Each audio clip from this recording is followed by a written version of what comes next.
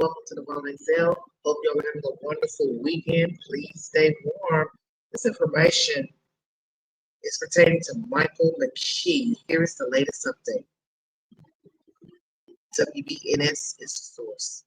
Well, Franklin County Grand Jury indicted the suspect in the Wineland Park double homicide on 5 counts, including 4 counts of aggravated murder and 1 count of aggravated burglary. Michael McKee is accused of shooting and killing Spencer and Monique Tepe inside their Wineland Park home on December 30th. 10 TV's Lacey Crisp has been following this case since day one. She joins us live now from downtown Columbus. Lacey, what do you hear? Well, I actually just got a copy of the indictment in my hands within the last 10 or 15 minutes from the Franklin County Court of Common Pleas. What really stands out to me by reading this indictment is there is a specification for a firearm charge that includes a silencer. Now, as I can tell you, from being out of that neighborhood from day one, none of the neighbors told me they heard anything. They all told me that it happened in the middle of the night and that they thought they would hear something. Well, this may explain why all of the neighbors told me they didn't hear anything. Now we know that Michael McKee was arrested last Saturday in Rockford, Illinois. He was arrested at a Chick-fil-A by the ATF.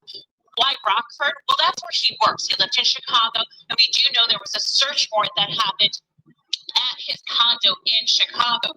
Now, Columbus Police Chief Elaine Bryant said in a press conference earlier this week that there were weapons recovered in McKee's condo in Chicago. She said preliminary research shows that one of the guns matched by a knife search through some of the evidence found at the Tepe residence. Now, we do know this is a 5-count indictment. It is a true bill, which means the grand jurors indicted McKee on all 5 counts.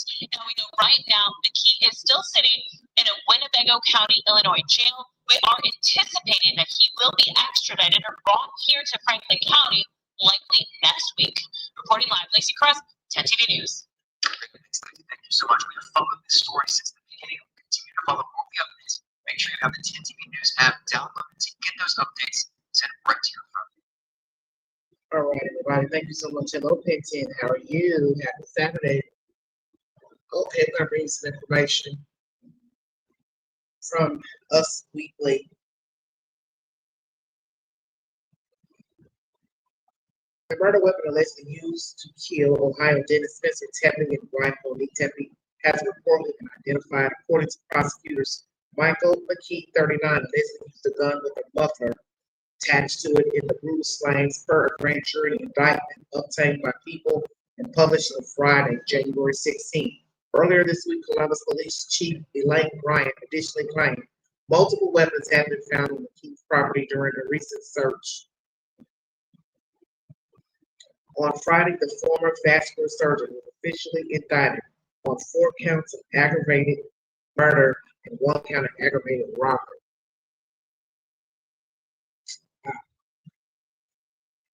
As Us Weekly previously reported, the Tepe's body was discovered upstairs at their Ohio home December 30th after one of Spencer's coworkers called 911 requesting a welfare check. The coworker had become progressively more concerned and without warning Spencer, 37, didn't come into work and could not be reached by phone for several hours. Couple's 2 young children and dog were found at the home, but they were thankfully unharmed and intact. McKee, who was married to Monique, 39, from 2015 until she filed for divorce in 2017, was arrested in connection with their deaths and charged with murder on January 10th. Authorities were able to identify Monique's ex as potential suspect after they saw his vehicle arrive at the Tepe's home just prior to the homicides and depart shortly after using neighborhood surveillance. During a recent appearance of Good Morning America, Monique's brother-in-law, Rob Misley, claimed McKee would torment her throughout their marriage. And what does that mean exactly? Because 1 minute, nobody knows that they had contact. So how can we torment her? We understand. He says, myself and the others were well aware of kind of the negative impact that he had on her and the abuse that he put her through, the torment that, and the abuse that he put her through, the torment that he put her through. He said at the time she was willing to do anything to get out of there. Another family member claimed they all expected McKee to be connected to the crimes, waiting to speak publicly about their suspicions because they didn't want to compromise the investigation. This is per the Daily Mail. We are all breathing a bit of a sigh of relief because they got him. They added.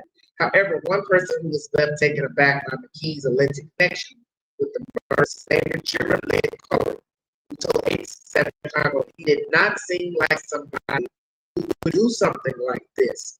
I sat down with this man and talked with him at the food barbecuing about what a beautiful day it is, she explained. And then he turns out to be a killer. It's kind of shocking.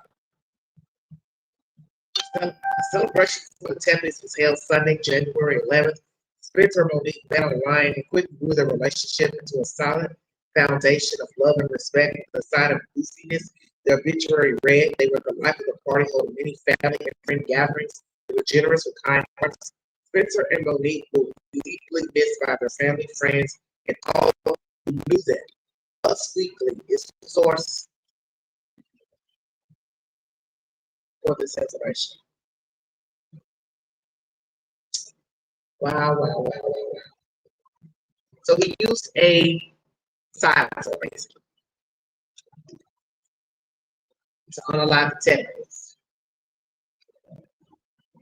The question still remains, why did he wait this long? And how did he get into their house?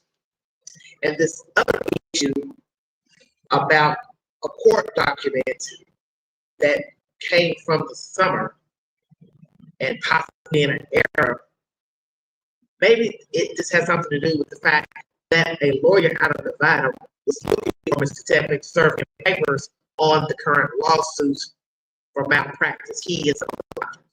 He also learned that they were searching, couldn't find him, and also that he disappeared. This is information I got from Law and Crime today. He disappeared. They didn't even know where he went. So, Mr. McKee, you left the job without notifying them that you were leaving. Very interesting information. It's all bizarre to me. But the thing I always have to tell myself, you really can't be shocked because it happens every day. Somebody's being unalive by somebody for some reason. You don't have to agree with homicide. You don't have to agree with the reasoning. But it does happen every day. People are dying for the stupidest of reasons. Road rage, somebody left somebody, divorced somebody, broke up with somebody owes somebody money, somebody was defrauded, somebody stole something. There are 1,000 reasons people get caught with for unaliving another human. Just don't like them. I don't like them. Knock her off. I need money. So I'll unalive my wife, my kids to get the insurance money. Doesn't have to make sense. Most homicides don't make sense. It's not like you're protecting yourself, your home, self-defense, you're being attacked, you're doing whatever you can to survive. That's not this type of party. Two people minding their business allegedly. And that's what we're really waiting on. Is to see what transpired between three, if anything, to lead to this nonsense, this horrendous crime. Gunning people down in their home, first breaking and entering. And then if we get the information that he was stalking them, we start there. Possibly will stop it. Because you're still talking about driving 5.5 hours away, 6 hours from Chicago to Columbus, Ohio. And I don't know if he's on this off day when he drove straight from work. But it's all bizarre. Absolutely bizarre.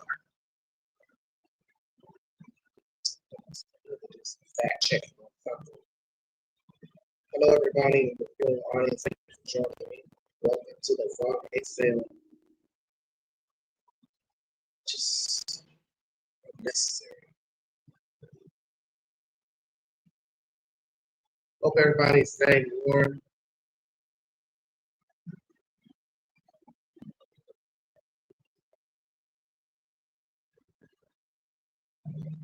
It's chilly here.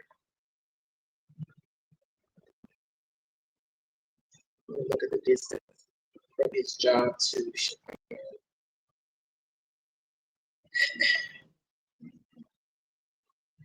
Rockford, Illinois is 1 hour and 33 minutes to Chicago.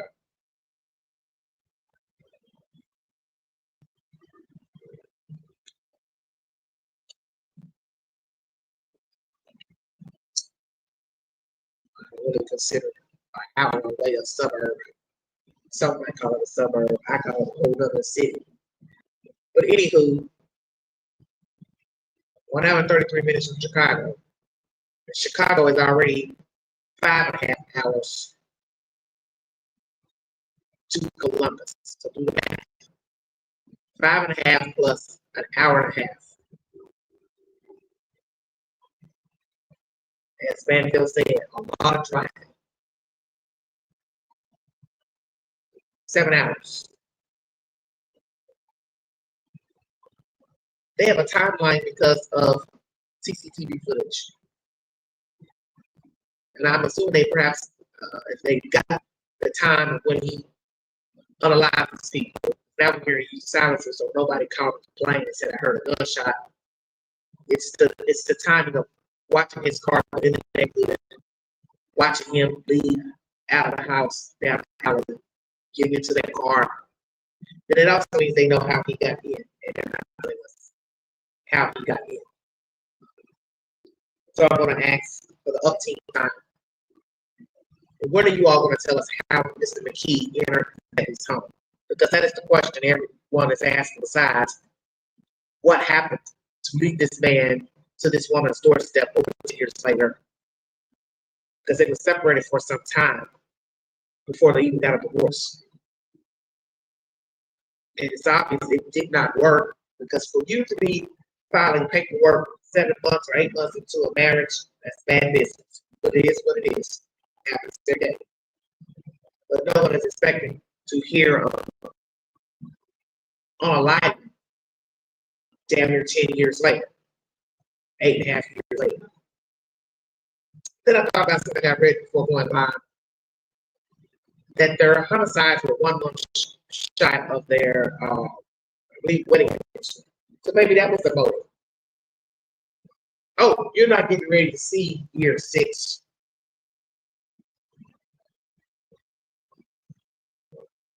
You're not getting ready to see year 6. Year 5, which is what it was. I thought they got married at 21. So they only been married for 4 years, 4.5 years. You're not going to see your 5th wedding anniversary. I want to take care of that. It's very sad. I thought they married in the summer. So I'm going to keep saying, I'm not shot. Let me do a little bit of some of this information and putting out that these people have not been accurate in the Google searches.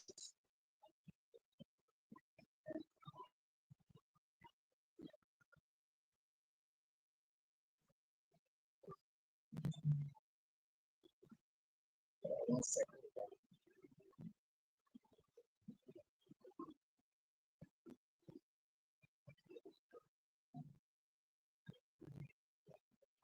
Okay, she married her in December of 2020, but they said they were tragically unalived in December of 2025. Okay, so that was a winter wedding because they had a winter close. But so they did. They were alive right before their wedding anniversary. So they got married in December of 2020. That's what's coming up. Interesting. Maybe that's what it's about. You're not going to see your 5th wedding anniversary.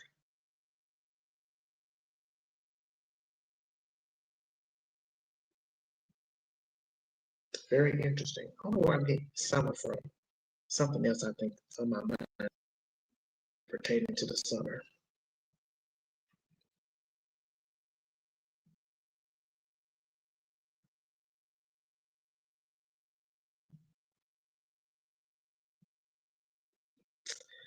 A lot of things coming up when you search. Brother-in-law's doing a lot of talking. I'd like to hear from somebody else. I'd like to hear from a friend, a girlfriend. That's who I'd like to hear from. I think one lady spoke. I didn't watch her briefly the other day. It's not to be rude, but I like to hear from different people. I like to hear what Monique told her mother. Is the mother going to ever speak? It'd be nice for the mother to come forward and tell us the state of mind her daughter was in before she was alive. And I think sometimes, people want to reveal every little conversation when a person has passed away, especially brutally unalive. But it'd be nice to hear from the mother or somebody close to the victim that can say, this is how she was feeling, this is what we talked about last time. I spoke with her. No, she didn't mention anything about Michael. Yes, she mentioned something about Michael. Maybe that's what it was. The anniversary was coming up.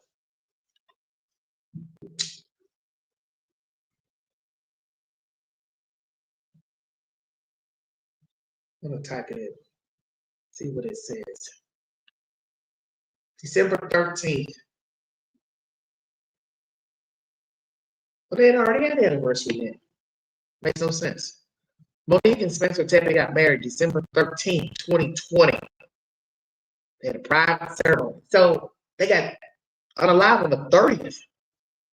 So they got unalive 15 days later after their anniversary. Maybe that's still the reason.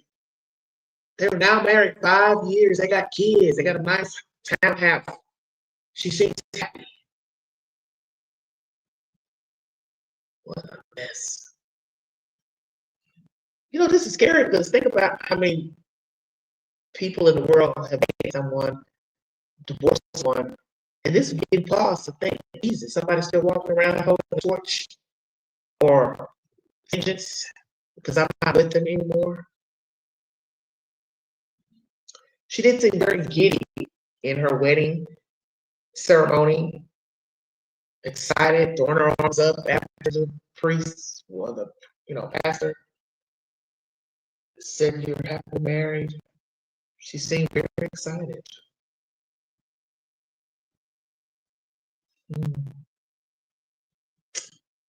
Very interesting. And sadly, there'll be another story.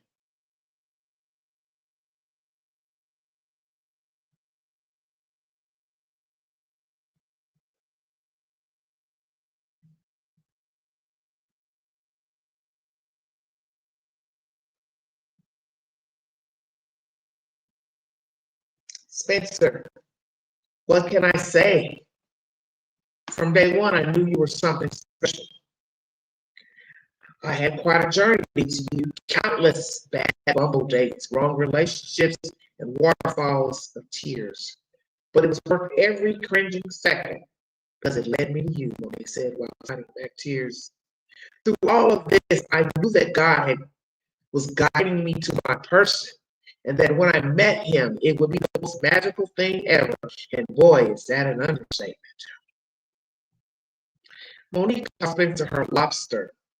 She spoke about his beautiful heart and then closed out her vow by saying, I will love you forever, and I'm so lucky to be Mrs. Tepe. Spencer started off his vow by saying how lucky he was to have found a bride who he affectionately called Momo. He told Monique that she had become his best friend during their time together, and finished by saying, I vow to support you, to believe in you, and to encourage you. I vow to provide for you.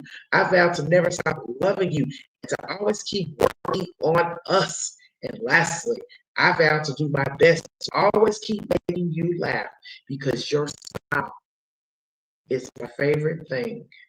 I love you.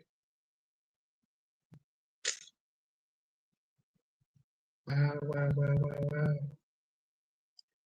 And this is what the sister had to say to the newlyweds, Amanda. I've seen you with your ups and downs and trying to find your person. I like how I use that, your person. And when Spencer came into the picture, I've never seen you so happy. And it's never seemed just so right. No, excuse me. I've never seen you so happy, and it's never seemed so right, Amanda said while starting to cry. She then spoke about how happy she was to call Spencer her brother and welcome him to the family, because as my sister was saying in her vows, you let her be her. Well, now. Wow, wow, wow, wow, wow.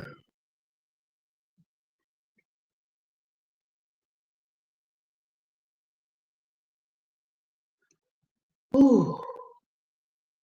Powerful words. This man was arrested 450 miles away from the crime scene while driving to the medical office. He works in Rockford. Got arrested at Chick-fil-A. How about that? Last place a person would think to get arrested. Well, that's the whole point of the story, is it not? Mr. McKee didn't think he was going to get arrested because he's a smart ass. Psychopath, walking around pretending to be human. When he's walking around here, just a bitch, mad at the world, like so many people out here. And he's that type. If I'm not happy, you're not happy. You ain't gonna be happy. And there are a lot of people like Michael McKee. Some of you out here listening to this live may be like Michael McKee, or you know someone like Michael. Nothing is ever good enough, and there is always a malfunction, a scream fest, a woe is me. And people like that are dangerous. And I think many of us know, if you have lived, you have experienced foolishness dealing with a courtship relationship. And it was daunting, sad, pathetic, maybe even horrific. But you live to tell the story. Hello, citizens. You live to tell the story. You didn't have to fight for your life, get gunned down, but you're able to tell people, I survived this tumultuous relationship with Joe Blow, Susie Q, by the grace of God. And when you listen at these words and watch the video, it is sad because you're looking at two people who are no longer here and who obviously love each other. They chose one another. And it's not to say that they are perfect, were perfect, but they are deceased and they left behind 2 kids and a dog. And many friends and family members and the community shocked. Because it's always shocking to hear somebody you know has passed away or not have been unalived. And you start wondering, what happened? And this case is more baffling for the obvious reason. It's because this man and this woman were no longer married, Mr. McKee and Miss Monique Tempe. And if they haven't had any type of contact, any type of courtship or situation, hell yeah, it's bad. Drive all the way to this town to gun these people down. We still don't know how he got in the damn house. And this is going to leave the security had to be whacked, or they were just dead asleep, literally. They were asleep. When he cut the glass, he did something to get in. Because if I'm not mistaken, that's another glass door and that back door. So he had to get in that door, and common sense would tell you they would have that door locked. But I'm assuming I'm praying that's not the main door, that glass door that's in the back. Because there's no way I have that glass door as my only door living in the city. As I said before in the live, I know storm doors are not attractive. It's new age of living, not as pretty, but it might keep you alive. So maybe that wasn't a storm door, it was just a regular glass damn door. I would not have no glass damn door in the front and the back of my house, not living in the inner city. Hell no. Hell no. I don't care, alarm or no alarm. No.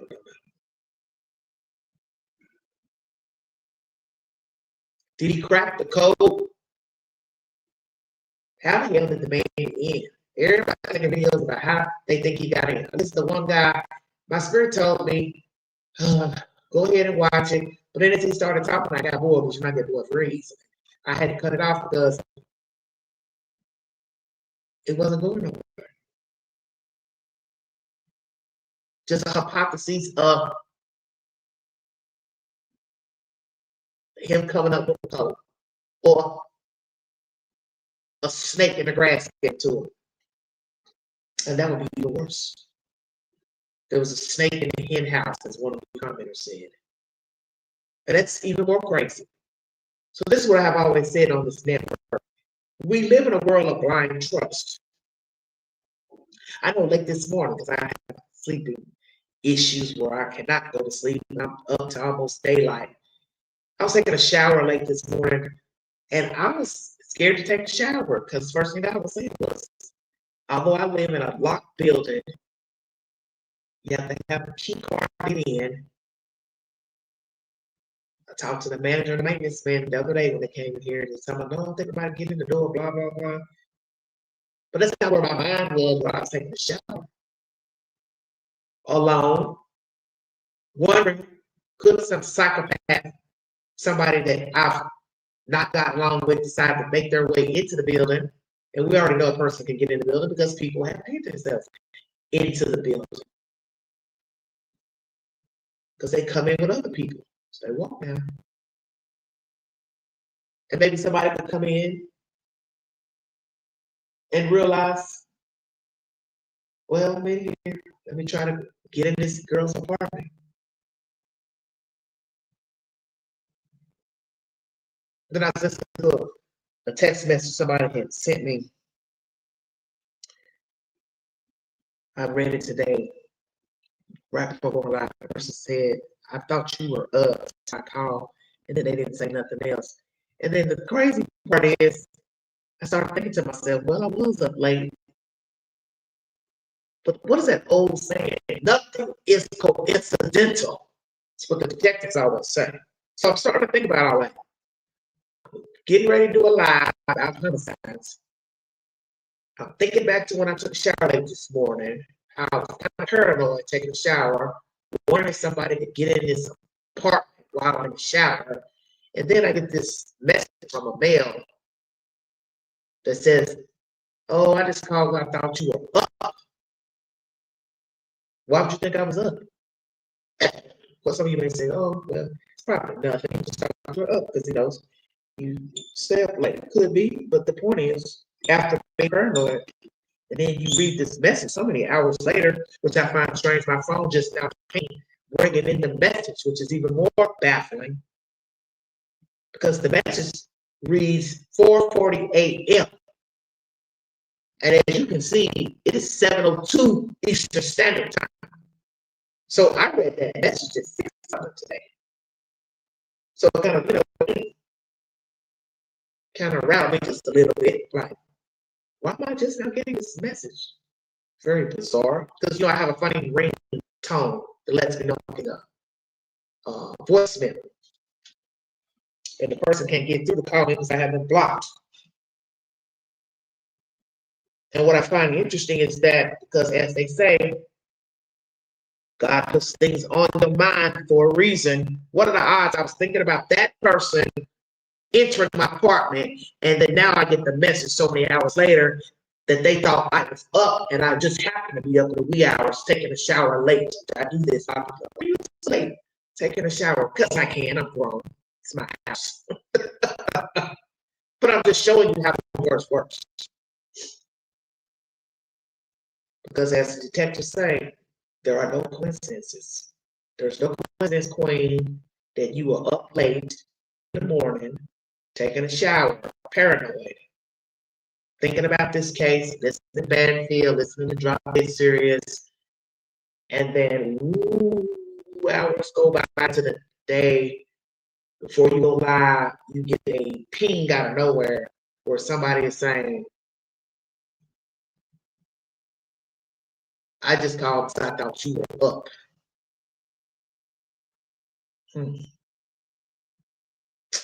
Interesting. And it's not saying the person's going to do anything to me. I'm just saying it's interesting. That's all.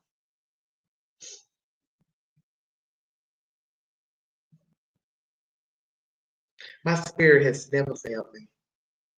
I've gone against it at times, doing things I know I didn't have any business, dealing with people, talking to people. But I know there's a reason for the season. That's all I'm going to say. There's a reason that person crossed my mind, and there's a reason why they left a voicemail after I was thinking about the person jimmying my door and breaking in my apartment. Stay woke about it. And that's probably not good either. Considering, as I said, I just had this conversation with my landlord Wednesday about how secure is the door. And the maintenance said, "Oh, I don't see anybody getting in here." And she said, "Oh, nobody's going to come in here." And the maintenance said, "Yeah, I'd like to see somebody break it in." And I was just sitting there thinking to myself, Lord have mercy. You can't be this green. As one commenter said in the chat, Miss Bonnie, pertaining to this knucklehead here, he was going to get in one way or the other. Exactly. And that's what you have to tell yourself about a person who has an attitude.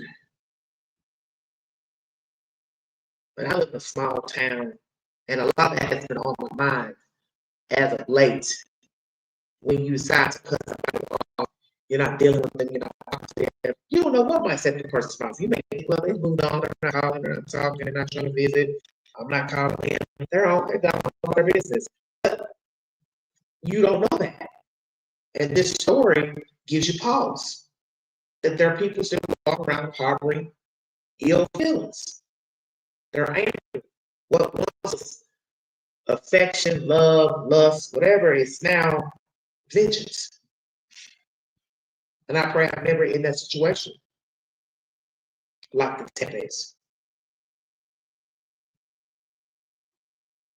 But the point is, you don't know people. And I don't know if this woman was thinking about this man, had contact with this man.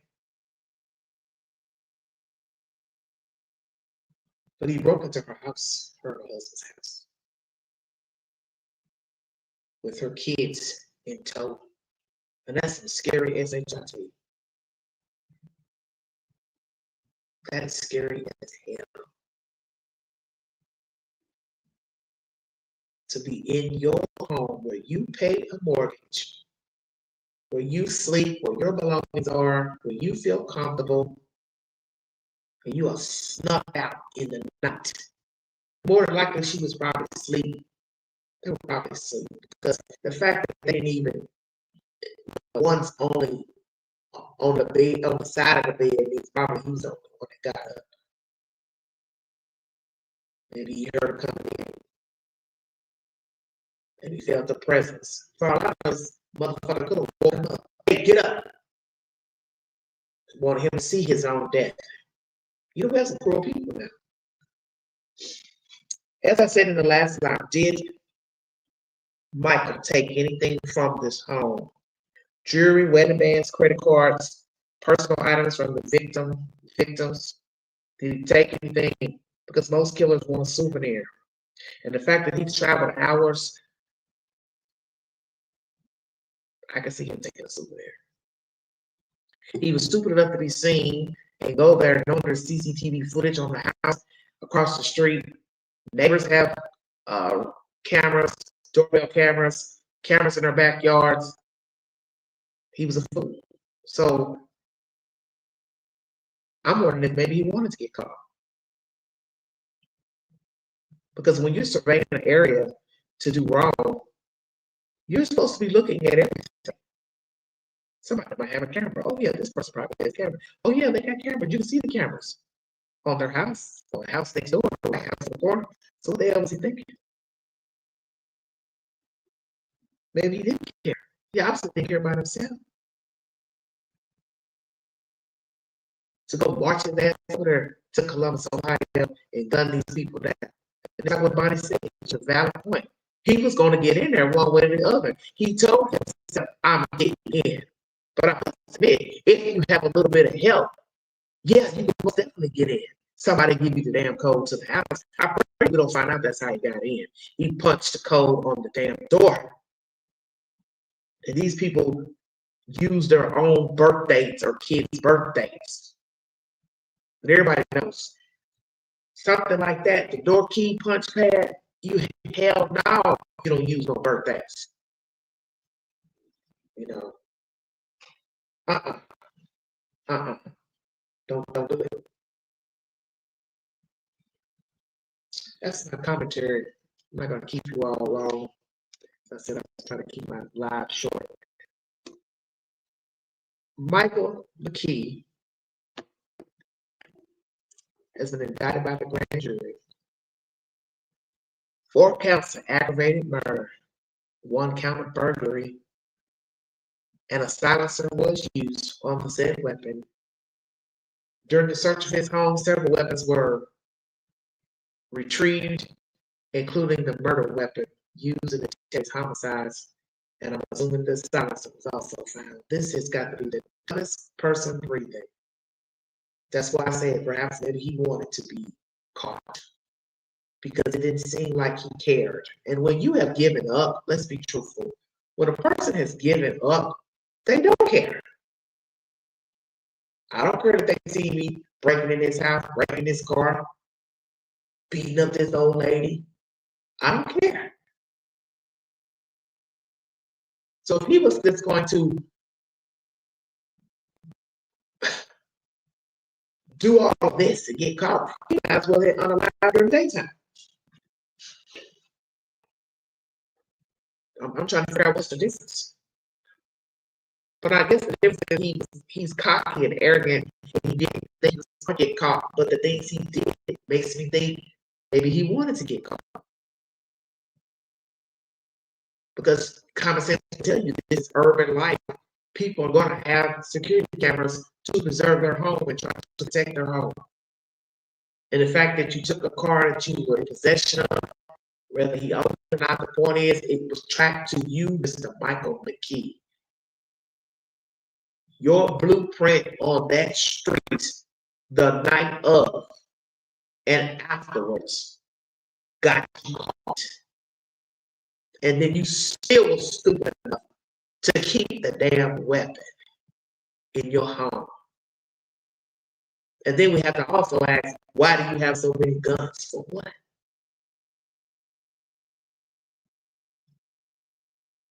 Is McKee a legal carrier? Permit or license? Number 2, did he ever carry a weapon on him while going to work and in the city? Curious. And when he decided he wanted to unalive the Texas, December, November, year before, 5 years before, perhaps Mr. McKee, a possessive man, jealous man, honoring man, because if he threatened to unalive Monique when they were married, someone said, well, you can't be shocked he unalived her now. It's just only shocked because he waited so long, but he's already threatened her when they were together. So she's lucky to be alive. Live longer than she did. Excuse me. Maybe that's why she said, I'm getting the hell out of here. Nobody's gonna threaten it. KILLB. I got to go. And the lady said he did it more than once. Told her he would KILL her. So I was curious about that. What did Monique Tepe say to her husband at that time to make him want to say he wanted to take her life?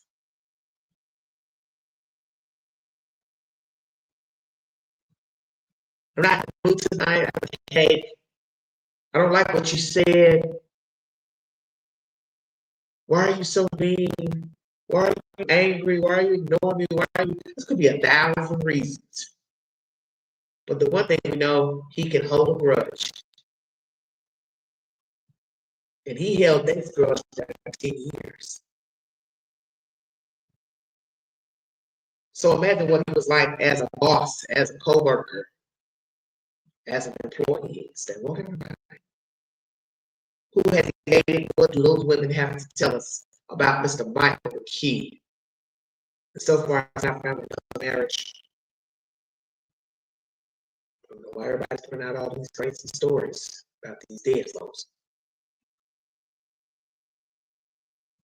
Will somebody come forward to tell us what their life has been like dating Michael McKee? And will they tell us he was not a nice guy? Well, I think I saw one video someone posted on Facebook that was a man chasing a woman and pushing on her, but I don't know if it was some type of AI fraudulent content, because this is what people do when terrible things happen. People start making up stuff, which shows you how evil the world is.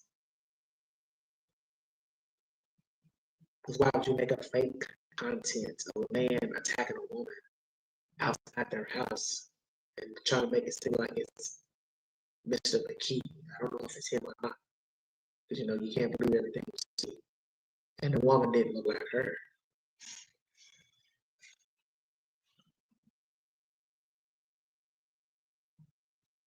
How will he plead? I brought y'all breaking news about Michael Jackson, Timothy Busfield. Timothy Busfield is facing allegations of sexual abuse against children. I got a funky feeling he's done it before the allegations are true.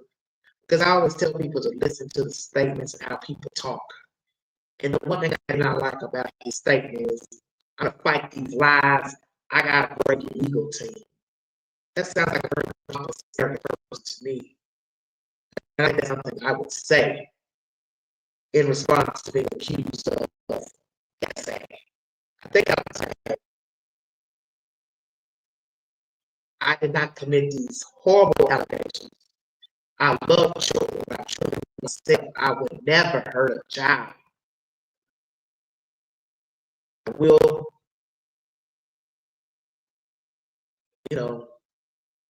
do my best to show I'm not this monster that people are portraying. That's what I would do.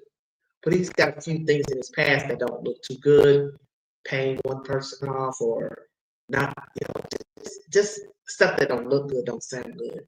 And as they say, where there's smoke, there's fire. And that's a very true statement. And then Michael Jackson, some siblings settled with his estate years ago, 2020. And now they're trying to say that proper representation, so they want money. And naturally, Michael Jackson has more money now dead than alive. But the estate's not going to give y'all no more money because you already signed an agreement. So whatever his estate gave you 6 years ago, you best to just do the best you can with it.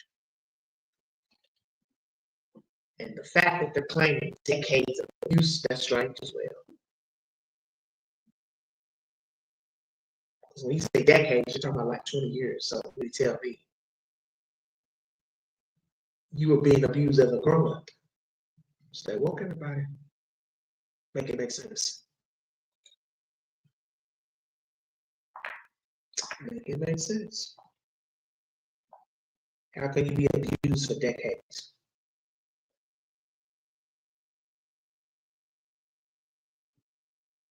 Because at some point, when you start getting older, you don't want to be touched.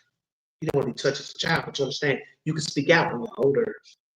And that's usually when kids speak out, tell their abuser, I don't like this. I don't like this. So I find that some of those allegations, I don't know if I believe it or not. But Mr. Busfield, there's something right at that joker. And poor Mr. Gilbert, she's right there standing by her man.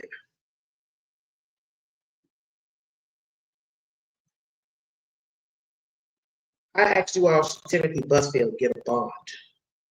9% said yes, 83% no, 9% said you're not sure. Interesting. Do you believe the said charges, allegations against Timothy Busfield? 65% yes, 4% no, 30% not sure. My movie of the week was Keep It Rosie, free on Tubi. Very good thriller. Please check it out. If you are bored tonight, you want something good to watch, Keep It Rosie is a damn good movie. It will keep you guessing right up until the very end, and the ending will blow your mind. Free on the Tubi app.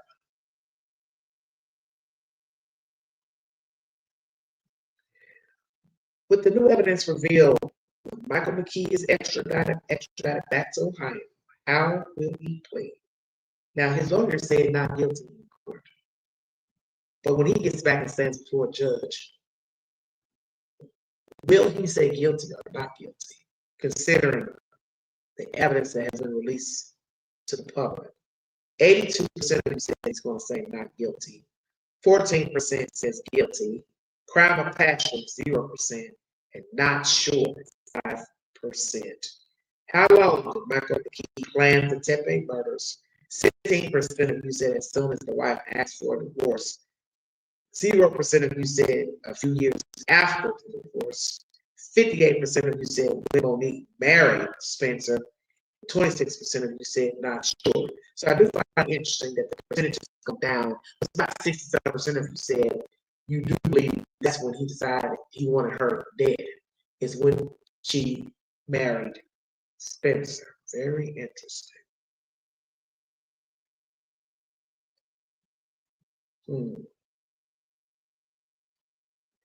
26% of you are not sure. Thank you all so much for taking the polls. That's the latest, everybody. Upgraded charges, 4 counts, aggravated murder, count burglary. How will he plead? And will the district attorney and or police chief tell us how McKee entered the Tepe home? Once again, condolences and prayers to the Tepe home, friends, family, community. And as I always tell you all, listening to these true life cases, crimes, they are an eye opener of what is out here. So you do need to be careful of the company to keep the people you hang around. And notice I'm saying it because, as I always say, don't know people. So it's almost like contradictory to even just say, be careful, watch what you say. In this day and time, it doesn't really matter what you say, don't say. You tell a person, I don't want to be with you anymore. You don't know if they're going to go ham. They always say, leaving a person is usually the most dangerous time for women to be assaulted. So if you fear for your safety, I would not be alone with a man or, or woman if I think that they might hurt me. And even if you don't think they'll hurt you, you probably don't need to tell them, hey, I want a divorce, I want to break up, and you're alone with them. You might need to wait until they're gone and just like a quaint little phone call. Hell, do it in a text. Because people call. And it's worse when you're living with the person. Because you have to sleep somewhere and that person has to sleep somewhere. And when you're married, the man, he's like, I'm not going anywhere. You want a divorce? Okay, I'm not leaving his house. And that's when you don't have a problem. Staying in the same house. Because especially if the person is violent, threatening you, I would be scared shitless sleeping in the house with someone who has threatened me, been involved, made threats, and now telling this person I want a divorce. Sometimes you just have to leave. Or you go to the court and get a restraining order to ask him to be removed. But we don't know what happens with that as well. It can lead to a unalive. There's just no guarantees. That's the sad part. Like, share, subscribe, drop your comments below this video. Check out my shorts. Once again, prayers to the Tepe family. When I get more information pertaining to this crime, I will bring you an update in a short or live. I will also post content on my community page. If you'd like to donate to this great network, $ Big Angie. 129 Cash App. Special chats are always welcome. During the live stream, this is the Queen's birthday month, 29th of January. 71 was a good year. Amen. So if you want to be kind, send a birthday gift or thank you to the channel. don't mind. Thank you for your support. God bless all of you. Please stay warm. It's very cold in a lot of places in the United States, so please stay warm. And if you can help somebody out that needs a coat, scarf, mittens, donate. Because there are people out here who are homeless, some by choice, of course, but it's too cold to be out sleeping on the streets. So if you have some extra air, donate to a shelter, a church, or a homeless shelter. And also donate blankets, quilts to animal shelters because they are always in need of decent, blankets and quilts for dogs, cats. All right, everybody, I'm out of here. Thank you so much. Follow me on the Newsbreak app. And once again, check out my extensive library. I will be back later with more commentary. And if you have a suggestion for upcoming content that you would like to hear on the network, just drop it under this live stream and we will take a look and see what we can do about that. Everybody stay safe. You've been listening to the Vault XL. Thank you.